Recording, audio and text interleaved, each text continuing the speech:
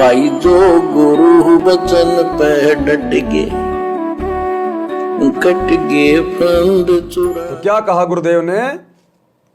यात्रा पर चलने वाला व्यक्ति यानी भक्ति की यात्रा पर चलने वाला व्यक्ति सारे सामान को उठाकर नहीं चल सकता, केवल आवश्यक सामान लेकर यात्रा करता है। इसी प्रकार भक्ति के सफर में अपने को हल्का होकर चलना होगा, यानी इन परंपराओं से मुक्त होना पड़ेगा, व्यर्थ के त्योहारों से मुक्त होना पड़ेगा, व्यर्थ के खान पान से मुक्त होना पड़ेगा, किसी भी प्रकार का नशा इससे मुक्त होना पड़ेगा। नशा हमने किसी को लाकर भी नहीं देना है, स्वयं यूज करना तो बहुत दूर की बात है, क्योंकि नशा एक बुराई है और बुराई करना और दूसरा कोई बुराई करता है तो उसमें सहयोग देना, दोनों महापाप के भागी होते हैं, परमात्मा के दोषी होते हैं। तभी मंजिल को प्राप्त कर सकेंगे। भक्ति रूपी राह पर चलने के लिए अपने को मानसिक शांति का होना अनिवार्य है। मानसिक परेशानी का कारण है अपनी परंपराएं तथा नशा, मान बढ़ाई, लोक दिखावा। ये भार व्यर्थ के लिए खड़े हैं। जैसे बड़ी कोठी, बड़ी महंगी कार, श्रृंगार करना, महंगे महंगे आभूषण, सोने के आभूषण संग्रह करना, विवाह में दहेज लेना देना, बैंड बाजे डीजे बजाना, घुड़चढ़ी के समय पूरे परिवार का बेशर्मों की तरह नाचना, ये व्यर्थ की परंपराएं हैं, व्यर्थ की रीति रिवाज। आज ये समाज काल के प्रभाव से बिल्कुल बेशर्म हो चुका है, बेशर्म। अरे पहले के समय में, आज से 150 साल पहले हमारी माता बहनें कितनी शर्म में रहा करती थी, अपनी इज्जत का, अपने घर की इज्जत का कितना ख्याल रखा करती थी। और आज इंसान इतना बेशर्म हो चुका है, अपनी बहन बेटी की शादी में, अपने बेटों की शादी में, आड़ोसी पड़ोसियों की शादी में, गांव गली में खड़ा होकर नाचता है। उनकी बहन बेटियां सरेआम सबके सामने नाचती हैं। अरे पहले के समय में तो वेश्याएं भी बंद कोठों में मुजरा किया करती थी, बंद कोठों में 5 व्यक्तियों के सामने। और आज सरेआम हमारी बहन बेटियां ब्याह शादी विवाह में गांव की गली में डीजे पे डांस कर रही हैं। क्या कहेंगे आप उनको? एक शादी में, एक लड़के की शादी, और उस शादी में उसकी मां भी नाच रही है, उसकी बुआ भी नाच रही है, क्योंकि लड़के की शादी में विशेषकर जब उसकी मां नाचना शुरू करती है तो साथ में उसकी बहू भी नाचती है, साथ में उसकी बहन और उसकी देवरानी, जेठानी, उसकी ननद सभी नाचने लग जाती हैं। तो ऐसे ही किसी गांव में एक लड़के की शादी थी और गाना बज रहा था, आज मेरे यार की शादी है, आज मेरे यार की शादी है। और उस गाने पर जिस लड़के की शादी थी उसकी माँ भी नाच रही है, उस लड़के की बहन भी नाच रही है, उसकी बुआ भी नाच रही है। और गाना क्या चल रहा है? आज मेरे यार की शादी है। बताओ, वो माँ कह रही है कि आज मेरे यार की शादी है, वो बहन कह रही है आज मेरे यार की शादी है। अब बताओ, ये बेशर्मी नहीं तो और क्या है? अरे किसकी शादी है, क्या गाना चल रहा है, उस गाने पे मस्ती में नाच रही है। तो भाई और बहनों, ये आध्यात्मिक अज्ञानता है, आध्यात्मिक अज्ञानता। ये थोड़े बहुत समय का झूठा सुख है, झूठा आनंद है।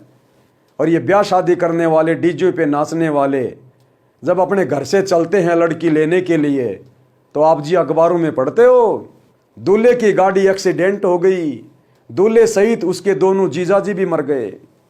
और फिर उसी घर में मातम शुरू हो जाता है, मातम। अब बजा के दिखाओ डीजे, अब करो डांस, अब नाचो। तो परमात्मा कहते हैं, झूठे सुख को सुख कहे तू मान रहा मनमोद, ये शकल चबीना काल का, कुछ मुख में कुछ गोद। 1 सेकंड का यहाँ भरोसा नहीं है, कब बेटा मर जाए, कब बाप मर जाए, कब पूरा का पूरा परिवार एक्सीडेंट में मर जाए। और यहाँ पर डीजे पे खुशी मना रहे हैं, केवल आध्यात्मिक अज्ञानता के कारण। अभी आपको सच्चा सतगुरु नहीं मिला, अभी आपको जीने की राह बताने वाला गुरु नहीं मिला, जिस कारण से माया के नशे में अंधे होके आप इन सब व्यर्थ की परंपराओं में पड़े हो, झूठे सुख को सुख मान के पड़े हो। जिस दिन सतगुरु रामपाल जी के सत्संग सुनना शुरू कर दोगे, आपका ये नशा चूर चूर हो जाएगा। कभी शौपन में भी बकवाद करने की इच्छा जाहिर नहीं करोगे। इसलिए सतगुरु हमें जगाने आते समय रहते, अन्यथा दुर्गति तो दरवाजे पर तैयार खड़ी ही है। घुड़चढ़ी के समय पूरे परिवार का बेशर्मों की तरह नाचना, मृत्यु भोज करना। अरे परिवार में तो एक सदस्य कम हो गया, मृत्यु हो गई, और आप उस परिवार में, जिस घर में मृत्यु हो गई है, आप वहां पर भोजन करने जा रहे हैं। अरे भोजन तो खुशी के अवसर पे किया जाता है, खुशी के अवसर पे, और तुम लोग तो मरने वाले के घर भी भोजन नहीं छोड़ रहे। तो इंसान में और जानवर में भला क्या अंतर रह गया? क्योंकि कुत्ते को इस बात का नहीं पता होता कि जो मैं ये पत्तल चाट रहा हूं, ये किसी के जन्मदिन की है या किसी के मरण दिन की है। और इंसान भी उसी कैटेगरी में आ गया आज बिना आध्यात्मिक ज्ञान के। जिसके घर में जन्म होता है वहां भी वो पत्तल चाटने चला जाता है, और जिसके घर में किसी की मृत्यु हो जाती है वहां भी वो पत्तल चाटने चला जाता है। तो भाई और बहनों, हम इंसान होके ये पशु कर्म क्यों कर रहे हैं? बिना सतगुरु के ज्ञान के, बिना सतगुरु की सत भक्ति के। घुड़चढ़ी के समय पूरे परिवार का बेशर्मों की तरह नाचना, मृत्यु भोज करना, बच्चे के जन्म पर खुशी मनाना, खुशी के अवसर पर पटाखे जलाना, फिजूल खर्ची करना आदि आदि जीवन के भक्ति सफर में बाधक होने के कारण त्यागने पड़ेंगे। यानी सच्चे सतगुरु की शरण में आकर अगर अपनी दुर्गति करने से बचवानी है, यदि आपने मोक्ष प्राप्त करना है, गधे कुत्ते के शरीर भोगने से बचना है, तो ये तमाम मर्यादाएं, ये तमाम नियम आप जिन्हें फॉलो करने पड़ेंगे। और ये तमाम नियम और मर्यादाएं वैसे नहीं छूटेंगी, लाख जन्म भी। जिस दिन आप सतगुरु की शरण में आ जाएंगे, भक्ति शुरू कर देंगे, सतगुरु के द्वारा दिए गए मंत्रों का जाप करेंगे, उस भक्ति की शक्ति से और सतगुरु के आशीर्वाद से आपकी रुचि भी नहीं बनेगी इन बुराइयों में। आज जिस डीजे पर आप जी नाच नाच कर खुशी जाहिर कर रहे हैं, यदि पड़ोस में कहीं डीजे बज रहा होगा, आपको उस डीजे की आवाज भी अच्छी नहीं लगेगी। आज आप चैन समोकर हैं, सिगरेट पे सिगरेट पी रहे हैं, कल को सतगुरु से नाम लेने के बाद आपको धुआं से नफरत हो जाएगी। तो ये सारी बुराइयां छूटेंगी सतगुरु की सत भक्ति अपनाने से। विवाह कैसे करें? अब सतगुरुदेव भगवान हमें बता रहे हैं कि शादी विवाह कैसे करना चाहिए, कितने सिंपल तरीके से करना चाहिए। और जिनको हम अपना उत्पत्तिकर्ता मानते हैं, ब्रह्मा विष्णु महेश को, उनकी शादी कैसे हुई? अरे जब हमारे भगवानों की शादी इतने सिंपल तरीके से हो सकती है, तो उन भगवानों के आगे आप और हम तो दो कोडी के जीव हैं। फिर हम ये ड्रामेबाजी क्यों कर रहे हैं? क्या हम अपने भगवानों की तरह शादी करके जीवन सफल नहीं कर सकते? क्या उन भगवानों के घर टूटे पड़े हैं? तो फिर हमारे कैसे टूट जाएंगे? लेकिन ये व्यर्थ की परंपरा, ये व्यर्थ की बुराइयां हमने इस संसार में आध्यात्मिक सत ज्ञान के बिना ग्रहण कर ली। विवाह कैसे करें? जैसे श्री देवी दुर्गा जी ने अपने तीनों पुत्रों श्री ब्रह्मा जी, श्री विष्णु जी तथा श्री शिव जी का विवाह किया था। इसी पुस्तक में आगे पढ़ेंगे, मेरे यानी लेखक के अनुयायी ऐसे ही करते हैं। यानी सतगुरु रामपाल जी के भगत सांसारिक तरीके से शादी विवाह नहीं करते। ये व्यर्थ का नाचना गाना, डीजे बनाना, दुनिया भर की बारात इकट्ठा कर देना, दहेज लेना देना, सोने चांदी के गहने बनवाना, उनको पहनना, ये तड़क भड़क वाले कपड़े पहनना, पंडित बुलवाना, ये सब कुछ सतगुरु रामपाल जी के भगत नहीं करते हैं।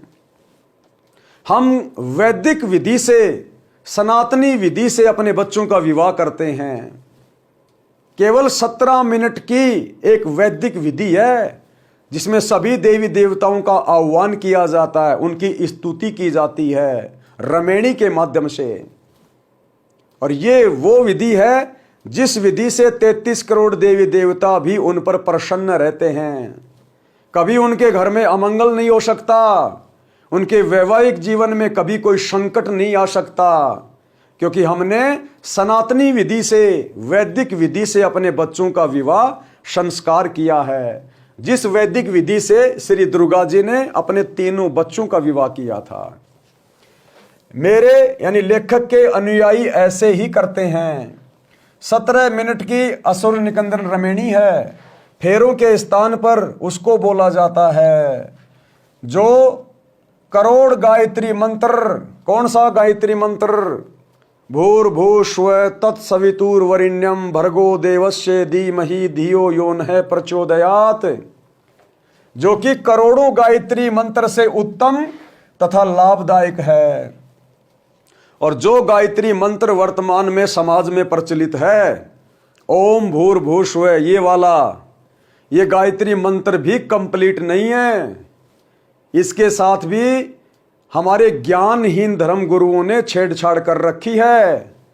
ये गायत्री मंत्र यजुर्वेद अध्याय 36 का मंत्र नंबर 3 है, जिसके पहले ओम शब्द नहीं लगा हुआ है। लेकिन हमारे ज्ञानहीन धर्म गुरुओं ने इस गायत्री मंत्र से पहले, जो कि परमात्मा की महिमा का मंत्र है, इससे पहले इस काल का ओम नाम लगा दिया। अरे जहां पर प्रधानमंत्री की महिमा का गुणगान हो रहा हो, और यहां यदि किसी राज्य के मुख्यमंत्री का नाम ले लिया जाए तो वो प्रधानमंत्री नाराज होता है कि बड़ाई तो मेरी की जा रही है और नाम लिया जा रहा है मुख्यमंत्री का। तो ये जो गायत्री मंत्र है, ये पूर्ण परमात्मा कबीर देव की महिमा का मंत्र है। यजुर्वेद अध्याय 36 मंत्र 3। और हमारे ज्ञानहीन धर्म गुरुओं ने वेद पढ़े पर भेद न जाने, ये बादशाह पुराण 18, और पत्थर को भगवान कहे, ये भूल गए सिरजनहारा। इन्होंने परमात्मा की महिमा के मंत्र से पहले और शैतान का, इस काल का ओम मंत्र लगा दिया और गायत्री मंत्र बना के समाज में पेश कर दिया। ओम भूर्भुवस्सुः तत्सवितुर्वरेण्यं भर्गो देवस्य धीमहि धियो यो नः प्रचोदयात्। ये जानकारी भी इस पूरी पृथ्वी पर वर्तमान में, कि वर्तमान में समाज में प्रचलित गायत्री मंत्र गलत है, आधा अधूरा है। इसके साथ ओम शब्द लगाने से ये अपना वो काम भी नहीं करेगा जो थोड़ा बहुत ये करता है।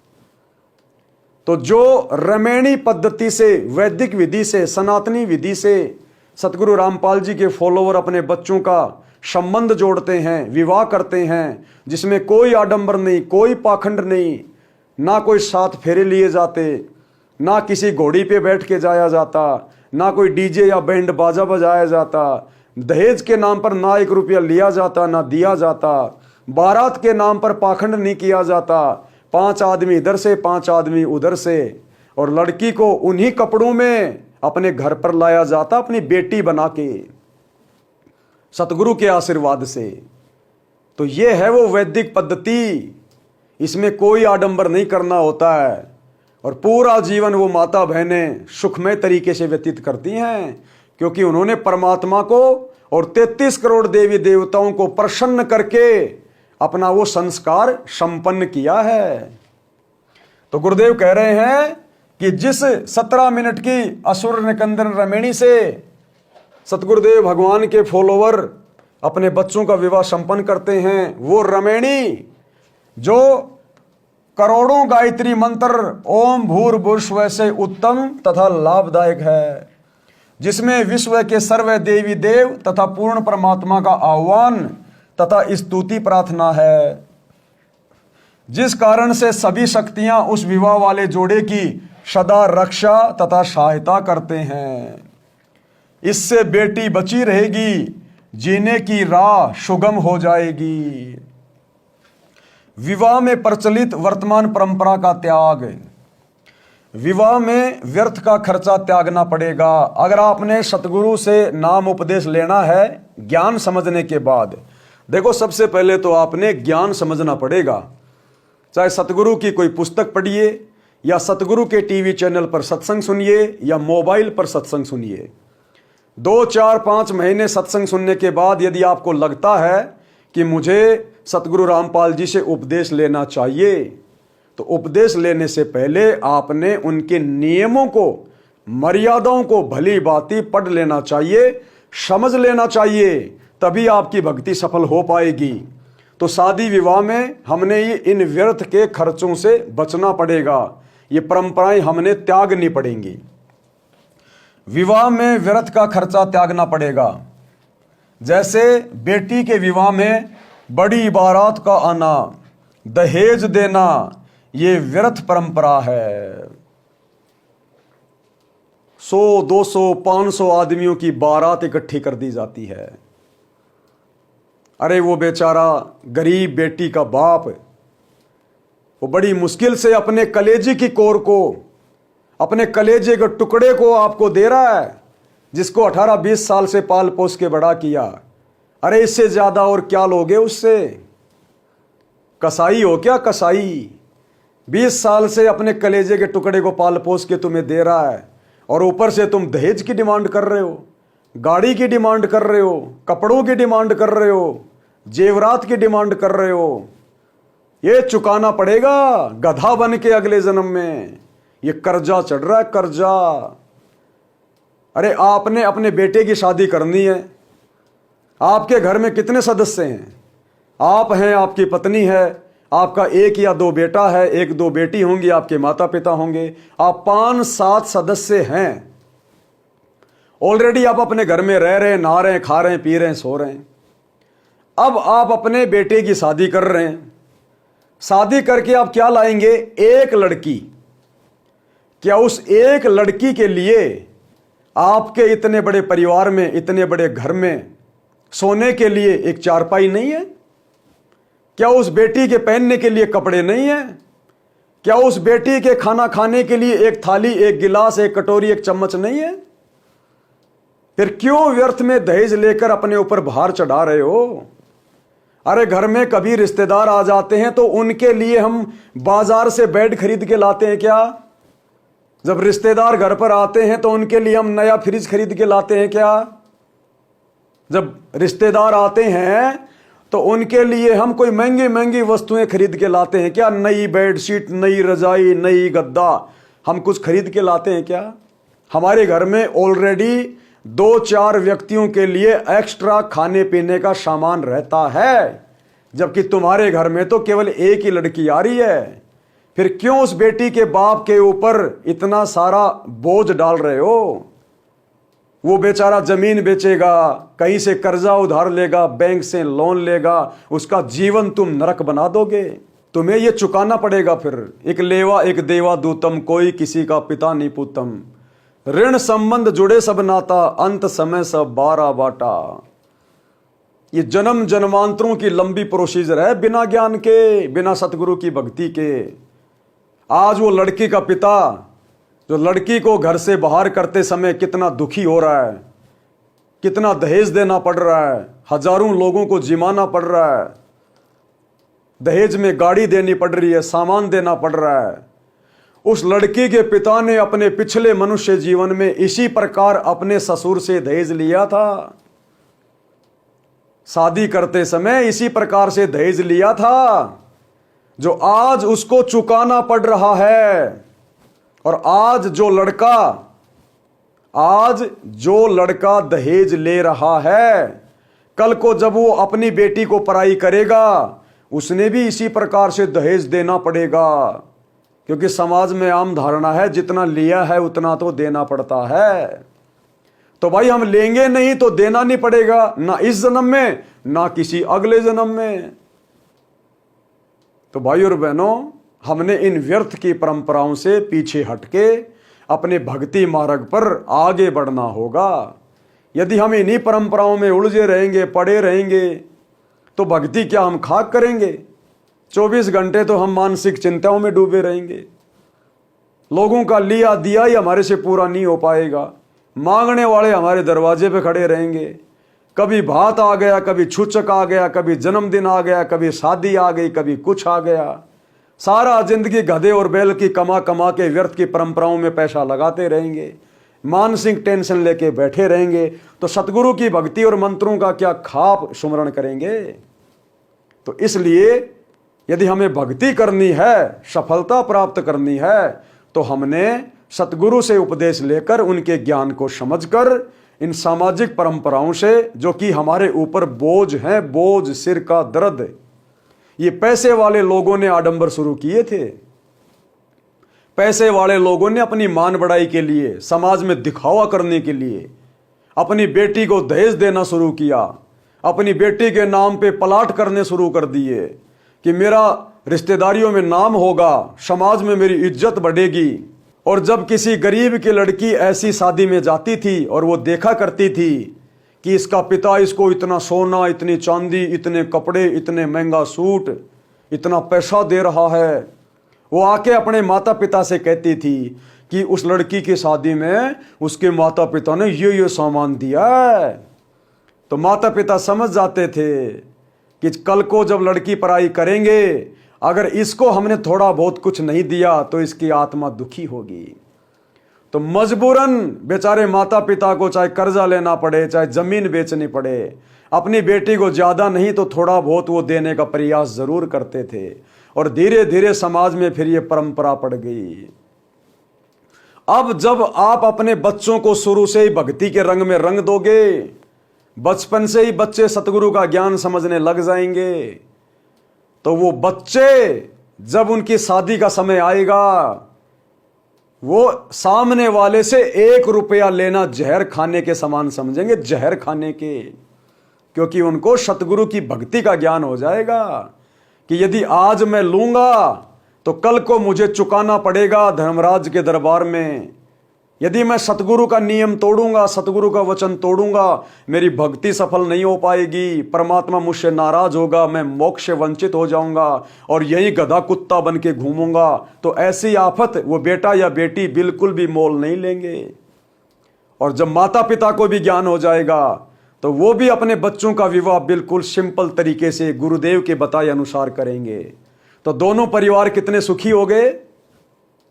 परमात्मा की दया रहेगी, गुरुदेव प्रसन्न रहेंगे, उनका आशीर्वाद रहेगा, बढ़िया उनका वैवाहिक जीवन चलेगा, अच्छी अपनी भक्ति करेंगे, फालतू की सांसारिक चिंताओं से मुक्त रहेंगे। भाई चिंता तो हमारे को एक ही होनी चाहिए। कबीर चिंता तो हरि नाम की और न चिंता दास, और जो कोई चिंता नाम बिना भाई सोए काल की फांस।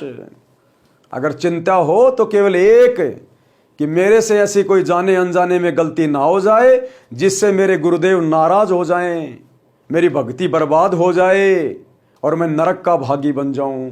बस हमने केवल भक्ति की और मर्यादाओं की चिंता रखनी है। बाकी हमारी चिंता करने वाला जिंदा सतगुरु धरती पे प्रकट है। तो यदि सतगुरु रामपाल जी से भक्ति लेनी है, अपना जीवन सफल करना है, तो आपने कुछ मर्यादाओं का विशेष तौर पर पालन करना पड़ेगा। विवाह में व्यर्थ का खर्चा त्यागना पड़ेगा। जैसे बेटी के विवाह में बड़ी बारात का आना, दहेज देना, ये व्यर्थ की परंपरा है, जिस कारण से बेटी परिवार पर भार मानी जाने लगी। ये बेटी का जन्म होते ही माता पिता का माथा क्यों ठनकने लगा?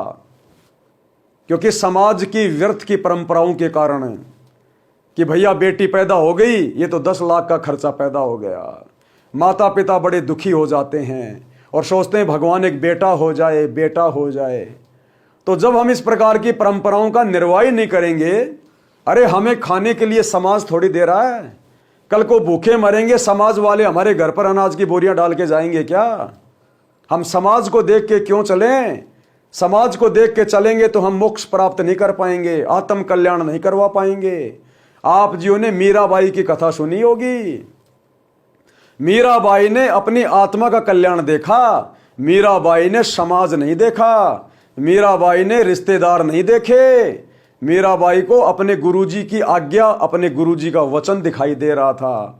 और आज वो मीराबाई जो उस समय, जिस समय समाज में जाति प्रथा कितनी भयंकर थी, मीराबाई राजपूत समाज से थी और चमार जाति से रविदास जी से नाम उपदेश लेके मीराबाई ने अपनी भक्ति की। लोग पता नहीं क्या क्या ताने मारे करते थे, चमार से नाम ले लिया, समाज में बदनामी करवा दी, सत्संग में जाती है, लोग हमें क्या क्या कहते हैं। मीराबाई को कितना परेशान किया गया उनके परिवार के द्वारा, लेकिन मीराबाई ने हार नहीं मानी। मीराबाई ने हर प्रकार से समाज से संघर्ष किया और मीरा ने कहा यदि आज मैं भक्ति नहीं करूंगी और समाज की लोकलाज और दबाव में आके अगर मैंने भक्ति छोड़ दी या मर्यादा तोड़ दी, तो कल को मरने के बाद जब मैं कुतिया बनूंगी तो समाज मेरा क्या करेगा? और आज वो मीराबाई सफल हुई। आज उस मीराबाई का नाम है। जब जब मीराबाई का नाम आता है तब तक सीने में असीम शांति होती है। अगर वो मीराबाई उस समय समाज के दबाव में आ जाती, परिवार के दबाव में आ जाती, समाज की परंपराओं का उसी प्रकार से निर्वाह करती रहती, आज मीराबाई का कोई नाम भी नहीं जानता, नाम भी। तो भाई और बहनों, हमने भक्ति मार्ग पर पहले हो चुके महापुरुषों के जीवन को देखकर भी प्रेरणा लेकर हमने भक्ति मार्ग पर आगे बढ़ना होगा।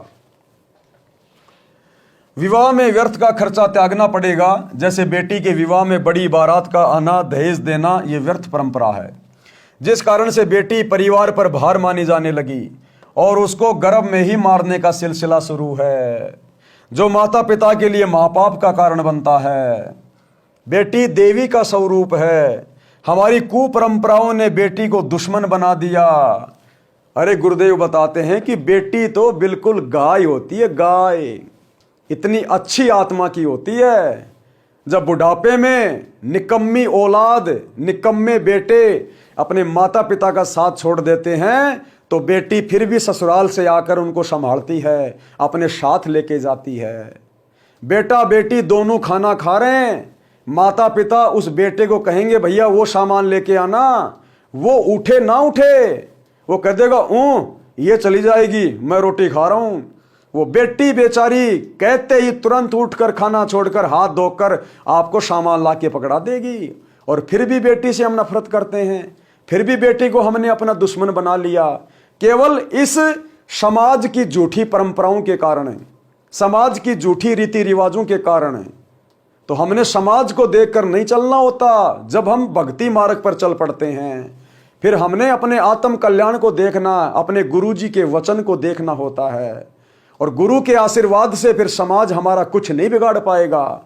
हमारे बच्चों के साधारण तरीके से शादी विवाह भी होंगे और हमारी रोजी रोटी का धंधा भी सतगुरुदेव भगवान के आशीर्वाद से बड़ी आसानी से चलेगा। क्योंकि तीनों लोकों में प्रवेश करके जो सबका पेट भरता है वो कबीर परमात्मा सतगुरु ही होता है। और ऐसे समर्थ सतगुरु की शरण में आने के बाद फिर भला भक्ति करने वाले भगत के घर में परमात्मा किस बात की चिंता और किस बात की कमी आने देगा। तो ये विचार करने की बात है। बेटी देवी का स्वरूप है। हमारी कुपरंपराओं ने बेटी को दुश्मन बना दिया। श्री देवी पुराण के 3 स्कंद में प्रमाण है कि इस ब्रह्मांड के प्रारंभ में, यानी सृष्टि रचना के प्रारंभ में, तीनों देवताओं श्री ब्रह्मा जी, श्री विष्णु जी तथा श्री शिव जी का जब इनकी माता श्री दुर्गा जी ने विवाह किया, उस समय न कोई बाराती था, न कोई भाती था, न कोई भोजन भंडारा किया गया था, ना ही डीजे बजा था, न कोई नाच गाना किया गया था। श्री दुर्गा जी ने अपने बड़े पुत्र श्री ब्रह्मा जी से कहा कि हे ब्रह्मा, ये सावित्री नाम की लड़की तुझे तेरी पत्नी रूप में दी जाती है, इसे ले जाओ और अपना घर बसाओ। इसी प्रकार अपने बीच वाले पुत्र श्री विष्णु जी से लक्ष्मी जी तथा छोटे बेटे श्री शिव जी को पार्वती जी को देकर कहा कि ये तुम्हारी पत्नियां हैं, इनको ले जाओ और अपना अपना घर बसाओ। तीनों अपनी अपनी पत्नियों को लेकर अपने अपने लोक में चले गए, जिससे विश्व का विस्तार हुआ। अब बताओ, जिनको हम तीनों लोकों का भगवान मानते हैं, श्री ब्रह्मा विष्णु महेश जी को, अरे इनकी शादी जब सनातनी विधि से, वैदिक विधि से इतने सिंपल तरीके से हुई है, तो फिर आप और हमने, जिनकी उत्पत्ति इन्हीं से हुई है, आप और हमने फिर ये ढोंग, ये पाखंड, ये आडंबर, ये व्यर्थ की परंपराएं और रीति रिवाजों का बोझ अपने सिर पर क्यों लाद रखा है? अरे ये कथा तो आप सभी को पता है कि ब्रह्मा विष्णु महेश की शादी कैसे हुई। समुद्र मंथन में क्या क्या वस्तुएं निकली, 3 लड़कियां निकली, तीनों ब्रह्मा विष्णु महेश को दे दी गई। और दुर्गा ने कहा कि जाओ बेटा अपना घर बसाओ। ना कोई डीजे, ना कोई बराती, ना भाती, ना कोई जलेबी उतारने वाला, ना कोई भात भरने वाला, ना कोई बाराती, कुछ नहीं। तो फिर आप और हमने ये ढोंग पाखंड क्यों शुरू कर दिए? हम अपने जाल में खुद ही फंसे हुए हैं, अपने जाल में खुद ही। तो सतगुरु हमें इसी प्रकार के कुजंजालों से निकालने के लिए आता है, यदि हम निकलना चाहें तो। अन्यथा जीते जी यहां भी दुर्गति, और मरने के बाद तो भाई महादुर्गति है, महादुर्गति, फिर कुछ भी हाथ नहीं लगेगा। तो समय रहते सतगुरु के सत्संग सुनना शुरू कर दीजिए। भाई जो गुरु वचन पे डट के कट गए फंद 84 के, कट गए फंद 84 के, कट गए फंद 84।